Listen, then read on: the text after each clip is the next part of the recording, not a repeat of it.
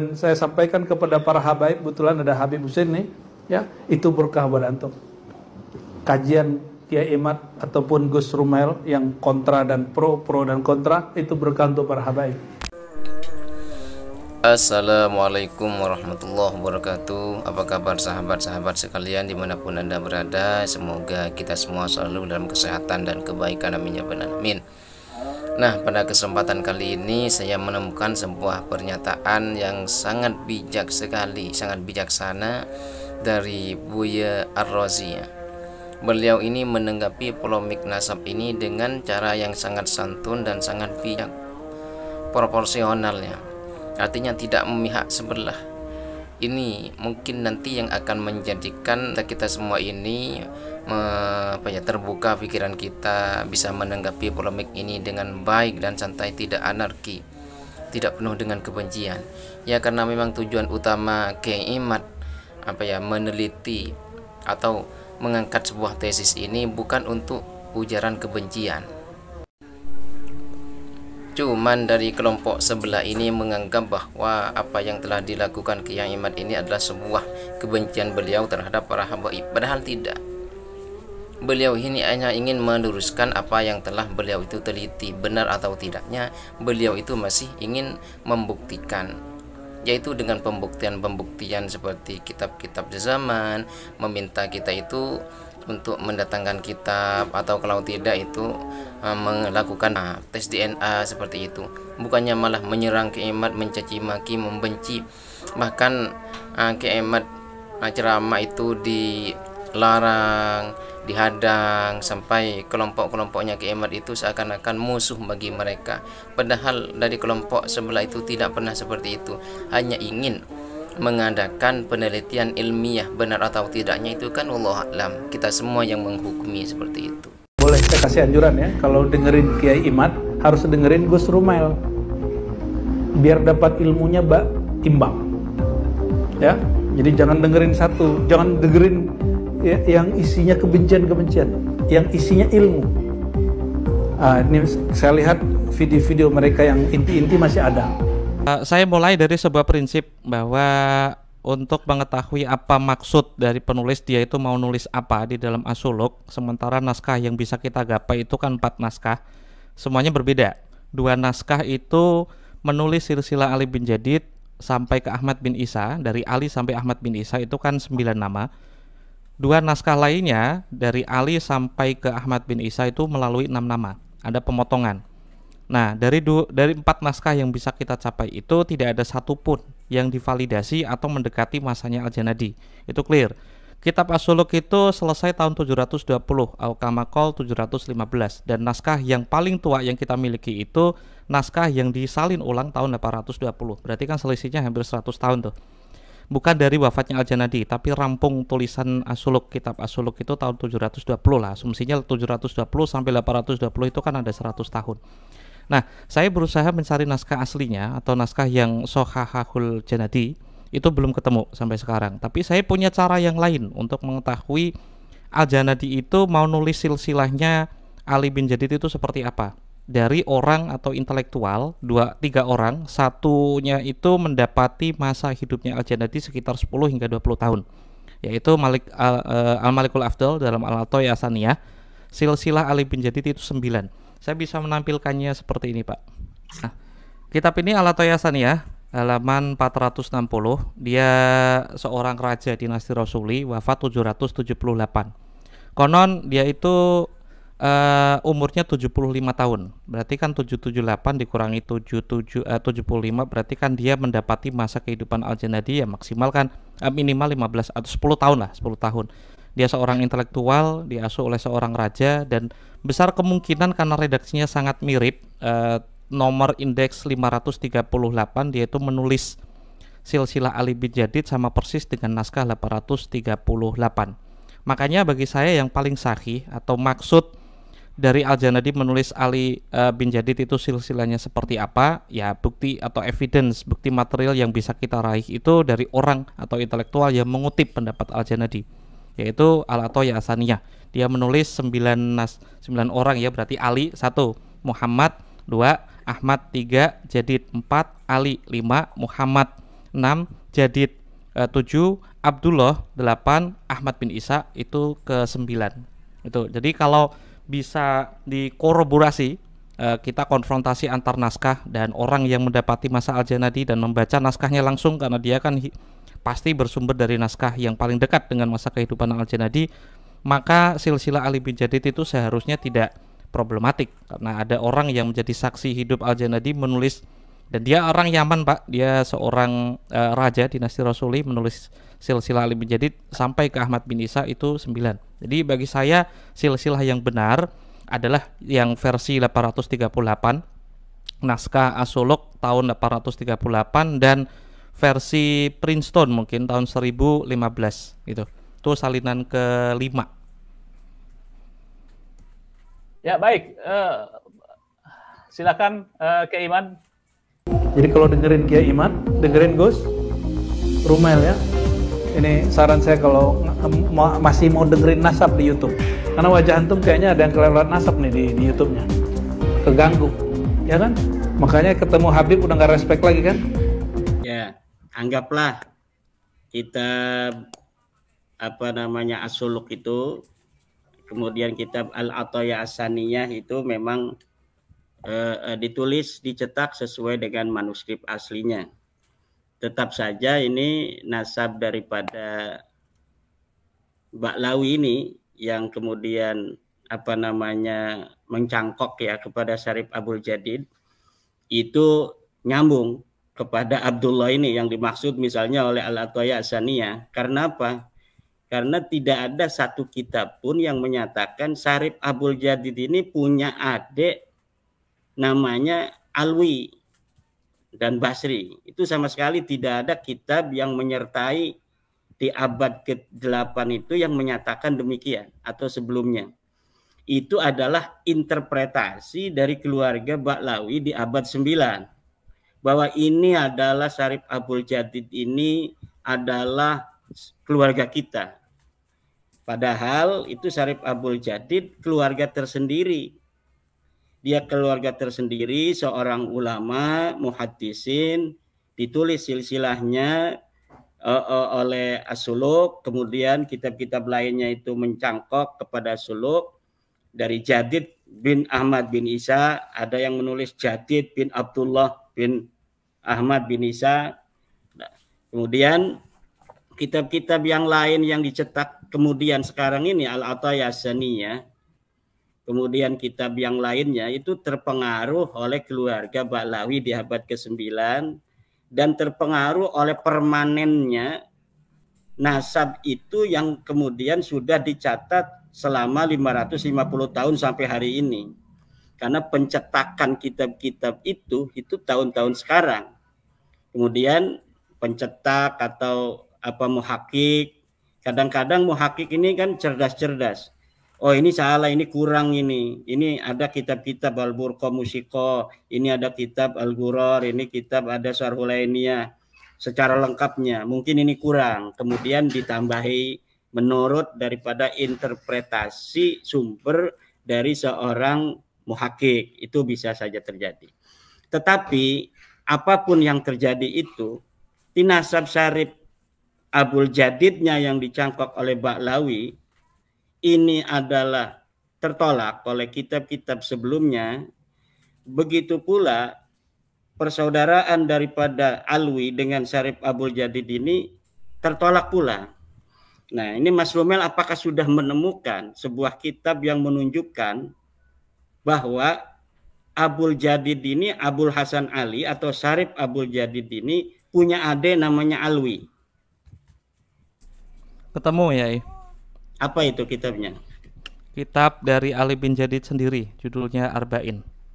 Kitab Ali bin Jadid, judulnya Arba'in. Bagaimana itu ininya, narasinya? Dia menyebut Alwi sebagai dia mendapat riwayat dari Fulan dari Fulan, itu menyebutkan Alwi sebagai pamannya. Kitabnya itu tapi manuskrip tahun berapa? Manuskrip tahun dia ditulis ulang tahun 611 sebelum wafatnya Al-Janadi tahun 620. Diijazahkan secara mukatabah di yang sampai kalau kitab sekarang. Kalau yang kitab Mas sekarang, Mas Romel itu. oke, saya pengen ngepresentasiin satu lagi dari Ajarus Hafaf. Ini ditulis tahun 820.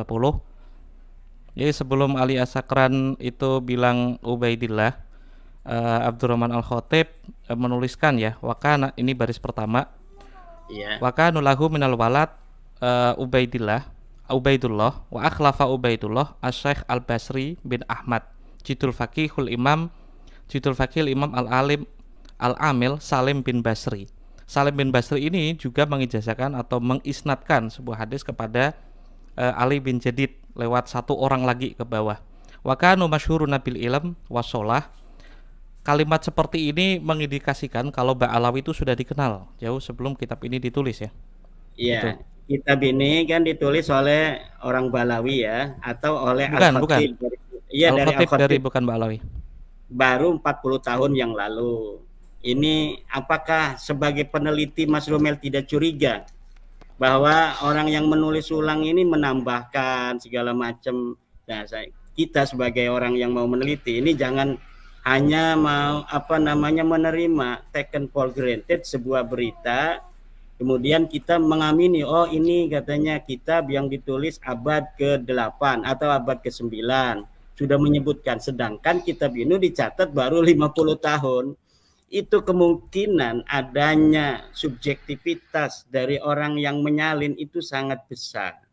Dan kita sudah, bukannya kita ini husuudzon ya, tetapi saya sudah berkali-kali menemukan tahqiqan Ba'lawi ini bermasalah. Mereka berani untuk menambahi. Ya, kita fair-fairan ya, Mas Romel. Seperti dalam kitab Ar-Raudhul Jali itu, kalau kita mau meneliti kitab Ar-Raudhul Jali itu kitab yang fihi masyakil. Ini banyak sekali kejanggalan-kejanggalan, kemuskilan-kemuskilan dinisbatkan kepada Syekh Murtado Az-Zabidi di abad ke-13, orang besar pengarang kitab Syarah Ihya Ulumuddin. Tapi para peneliti itu ragu kalau kitab itu adalah karangan Murtado Az-Zabidi, seorang muhakkik yang dalam beberapa halaman saja dia banyak sekali menemukan salah dalam mengutip. Dia mengutip Al-Ubaidili salah. Ternyata Ubaidili tidak menyebutkan hijrahnya Ahmad bin Isa. Dia mengutip Mus'ab Az-Zubairi, kitab Nasab Quraisy, salah. Ternyata Mus'ab Az-Zubairi tidak menyebutkan Ahmad bin Isa punya anak namanya Abdullah. Dia mengutip kitab Siri Silsilatil Alawiyah di abad ke-4, katanya menyebut Ahmad bin Isa punya anak Abdullah, salah. Dan ini 3 kesalahan ini saja bagi saya, beberapa halaman membaca Ar-Raudhul Jali itu sudah dapat mengatakan ini bukan karangan daripada seorang Murtada Az-Zabidi yang seorang muhakkik. Kenapa? Kita jangan ketika menerima sebuah manuskrip kemudian kita meyakini apa yang ada di situ ketika menyebutkan abad ke-4, abad ke-5, kemudian kita mengatakan bahwa ini sudah ada kitab sejaman abad ke-5, padahal kitab itu ditulis hanya baru hari ini. Yang menulis itu kan Alwi bin Thahir atau juga Alwi bin Muhammad Al-Haddad yang ada di Bogor itu. Lah itu skandal antara satu orang Mesir dengan Alwi bin Thahir dan Alwi bin Muhammad Al-Haddad menciptakan sebuah kitab namanya Ar-Raudhul Jali. Dan ini seorang peneliti sejarawan seperti Mas Romel ini tidak mencurigai itu gitu. Kemudian menjadikan, tapi alhamdulillah hari ini semenjak jam 7:30 sampai sekarang ini belum menyebut nama Ar-Raudhul Jali ya. Padahal saya akan mengejar di situ kalau sampai menyebutkan, tapi udah itu ya mungkin udah wali ini Mas Romel ini. Ya, wali ya. Kemudian kitab Abnul Imam, Mas Romel juga alhamdulillah tidak menyebutkan itu, tetapi masih menyebutkan Al-Jarus Sabab beberapa kali dengan menampilkan manuskrip yang juga di situ ada masalah ya. Manuskrip yang pengarangnya saja ini tidak dikenal orang gitu. Mas Romel sudah ada temuan baru tentang sosok seorang Al-Khatib. Saya sudah menulis bahwa sama sekali nama Al-Khatib ini yang dikatakan wafat 855 itu itu sama sekali tidak dikenal oleh para ulama-ulama. Kenapa kok bisa ada manuskripnya begitu? Kemudian ada kitab Al-Jawharus Sapab itu yang ditulis oleh seorang yang namanya mirip Abdurrahman, itu yang wafatnya 700-an. Nah, dan di kitabnya itu saya yakin tidak sama dengan kitab yang ada sekarang ini. Pasti nanti Mas Rumel mengatakan Bahmah Roma mengutip. Begini Mas Rumel, Bahmah Roma itu memang kitabnya ada Bahmah Roma. Tapi skandal, orang berskandal itu cerdas. Kita bikin kitabnya sekarang, kemudian mengatasnamakan Bahmah Roma, kemudian mengutip Al-Jawharus Sapab, seakan-akan rangkaian-rangkaian ini begitu hebat gitu. Tapi bagi seorang peneliti itu akan bisa mencurigai, apalagi ditahqiq oleh seorang Ba'lawi. Yang penahqiq ini saya sudah yakin seorang yang bernama Muhammad bin Abdullah Al-Habsyi atau Abdullah bin Muhammad Al-Habsyi itu seorang la yusaku bi ilmih wala bi tahqiqih. Karena seperti kitab yang dia omongkan oleh Mas Rumel, Tarikh Hadramaut, Al-Bahapi, saya sudah dapat menelusuri ketidakjujuran ilmiah dia, karena ketika dia mentahqiq sebuah manuskrip yang manuskripnya tidak terbaca, kemudian dia mensisipkan sejarahnya Muhammad pakai muqaddam. Nah, ini kata saya ini orang tidak bisa dipercaya secara ilmiah, karena dia memang di dalam footnote-nya mengatakan kitabnya ini hancur, tidak bisa dibaca. Tetapi kenapa di atasnya itu disebutkan, walaupun dia pakai tanda kutip, seharusnya dia biarkan kosong sebuah manuskrip, kejujuran ilmiah seorang peneliti, itu ketika dia mau mentahqiq sebuah kitab, mau mencetaknya, dia biarkan kosong itu, dia mungkin di footnote-nya dia omong, menurut saya kemungkinan besar itu bicara tentang faqih muqaddam, sehingga nanti orang tidak akan mengutip bahwa seakan-akan itu tulisan dari Ibnu Hisan yang telah menyebut faqih muqaddam. Padahal faqih muqaddam ini namanya tidak dulu disebutkan oleh siapapun, kan? Faqih muqaddam ini gelap gulita, seorang wali yang begitu tinggi, namanya gelap gulita di masanya, tanpa ada orang menyebutkan kisah hidupnya, karomahnya, dan sebagainya, keilmuannya, katanya mujtahid mutlak, tidak ada muridnya yang mengarang fikih apa, tidak ada khutbahnya, tidak ada fatwanya yang bisa kita terima sampai saat ini. Semuanya itu ditata di abad 9, begitu rapi, begitu kuat, begitu kokoh, dan hari ini seakan-akan sosoknya itu begitu luar biasa. Dan ini kita, Mas Rumel, ini bukan kita namanya itu mengungkap-ungkap kesalahan ya, tetapi kita ingin bagaimana kita melihat sebuah sejarah yang hari ini terbentuk begitu kokoh tetapi rapuh. Seperti Mas Rumel kan rajin tuh. Ada kitabnya dari Salim bin Jindan tentang Al-Arba'in. Saya juga udah punya. Saya bahkan udah lama saya mempunyai itu, dan saya tidak menganggap itu sesuatu hal yang penting karena memang tidak ada riwayat-riwayat yang bisa dipercaya di situ. Nah, dia itu sudah dijadikan tesis oleh seorang yang dari Ba'lawi juga, tetapi itu kemudian diungkapkan oleh Mas Rumel sanad-sanad itu yang menyebut nama Abdullah, meriwayatkan hadis dan sebagainya itu. Saya kira Mas Rumel tidak akan menggunakan itu lagi, tapi Mas Rumel masih menggunakan, ya bahkan itu sekarang disebut bahwa itu karangan Al-Jadid. Siapapun hari ini bisa menuliskan sebuah kitab dengan karangan siapapun. Ya, bisa itu Mas Rumel. Misalnya saya nih nulis kitab Imam Ghazali misalnya. Tapi karangannya saya. Kemudian setelah 50 tahun lagi ini akan dianggap benar oleh orang bahwa itu karangan dari Imam Al-Ghazali. Saya masukkan aja di situ siapa orang yang mengancam atau menjelekkan orang Banten, maka dia tidak akan barokah anak turunannya seumur hidup. Itu orang pada takut semua nanti sama orang Banten tuh. Ketika kita menyebutkan kita nulis kita bohongan, kita kasih aja angka tahun 500 Hijriah, kita kasih namanya Imam Al-Ghazali. Dan saya kira Mas Rumel, Ba'lawi ini patut dicurigai dalam dia menyusun nasabnya itu seperti itu. Dan itu bisa dibuktikan oleh tes DNA yang melenceng kemana-mana itu kan. Ini langsungnya Ya, jangan oke. marah ini. Jangan. Ya oke. Nah itu efek karena dengerin pro kontra itu.